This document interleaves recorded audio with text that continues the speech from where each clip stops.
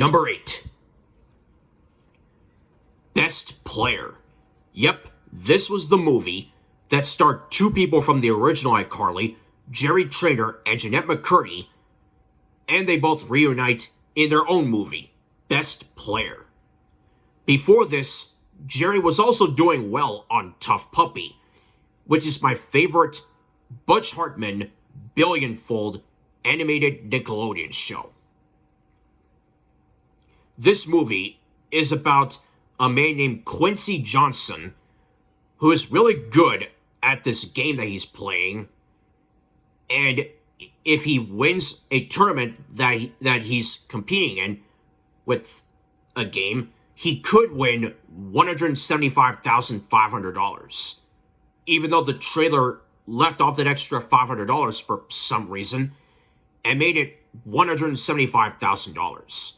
He beats other people in this game, including a couple of little boys who are happy with Quincy just knocking them out. But then he meets Prodigy, whose real name is Christina Saunders, or Chris Saunders, who is better at this game than Quincy is. And Quincy has to beat her to prove that he is the best player. But then, of course, other people want a turn at this game, and Nick Benson, who plays Shell Shock, wound up winning it at the end. At least this Shell Shock is better than that SpongeBob SquarePants episode, Shell Shocked. I have not cared for the episode one bit. While for Sandcastles in the Sand, I do care for it. But back to Best Player. Congratulations, Shell Shock, on the win.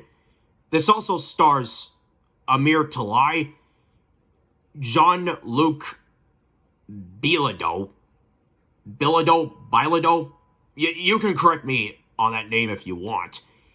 And Janet Varney, who you may remember her as the voice of Korra from the Legend of Korra, which is my favorite thing that she was in. And that happened over a year after Best Player aired on TV. I saw this movie at a hotel room one night. I had fun with it. And during the end credits, the Big Time Rush song Big Night plays, making this the second time that James Maslow has, or at least something of him, that he's been in something with Jerry Trainer and Jeanette McCurdy in. The first time was in the episode I Saw Him First, which was before Big Time Rush was formed. So, neither one of these two were the best player in the end, but I had one of the best nights with this movie.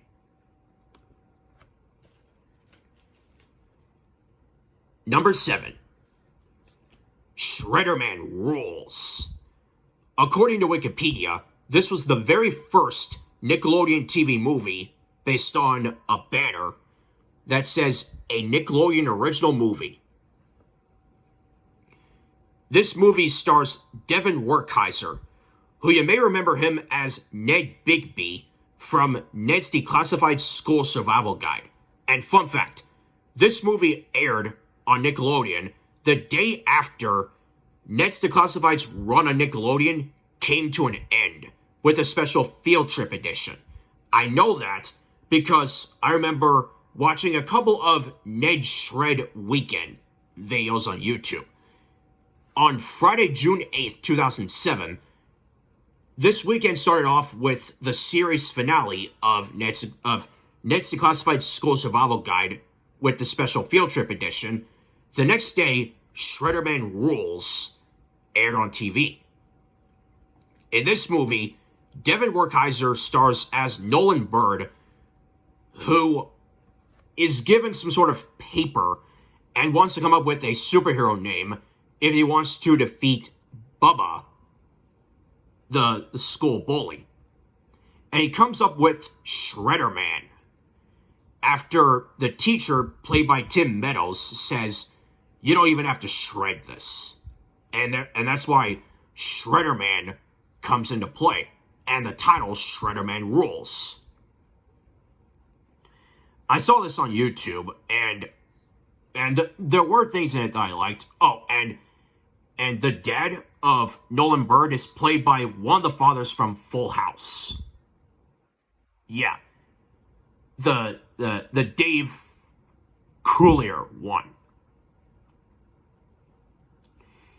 And so, yeah, I like this movie, and I also listened to the Devin Werkheiser Hero song after seeing parts of this, and before it as well, just to see how this worked. The Hero song was fine. The Shredderman Rules movie was great, and now I don't have to bother ripping it to shreds.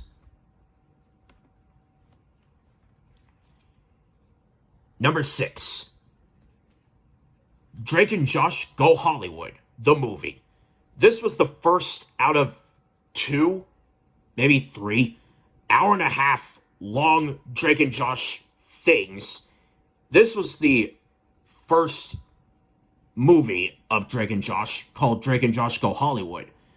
This is about Josh wanting an adventure, like the biggest adventure he's ever had in his life, while Drake has problems with this band because of his band manager. And so the two of them seem to be going on their own adventure when they accidentally send Megan Parker on the wrong flight to Los Angeles when she was supposed to go to Denver, Colorado to visit her friend. So the two of them go to Los Angeles to catch up to her. And hey, I was there for the ride, watching this on DVD, and I enjoyed the ride that I got with this.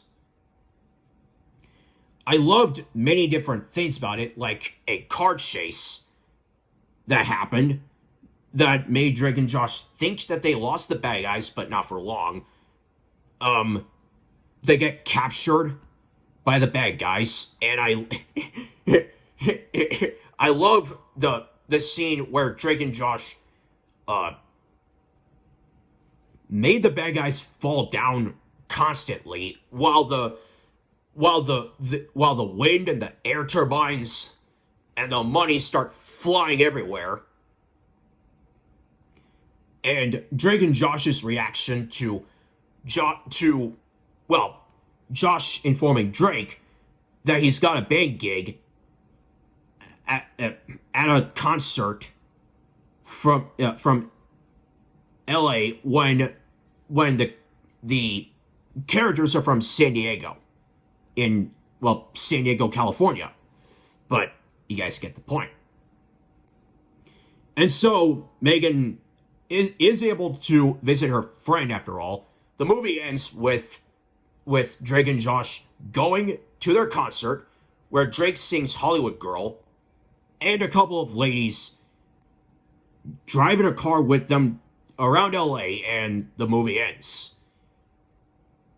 The songs I remember here are Hollywood Girl, If I Get It Right or So, which only plays in the beginning and end. There's no laughter from the audience. This is played like a movie, which works. Same with Merry Christmas, Drake and Josh. And there are a couple of clips of Drake performing in front of everybody from a Zoe 101 show. From a show called Zoe 101, and an episode about spring break. I don't care for that show. This show I do care for. I own this movie on DVD, and the special features in there are some bloopers, the full music video for the theme song for this show, I Found a Way, and 2 bonus episodes, Helen's Surgery and Mindy's Back. This is one of my favorite Drake and Josh related things, along with my promotional copy of Drake and Josh Suddenly Brothers Volume 1. Drake and Josh Go Hollywood? You go, guys! And Megan Parker, you go, girl, as well.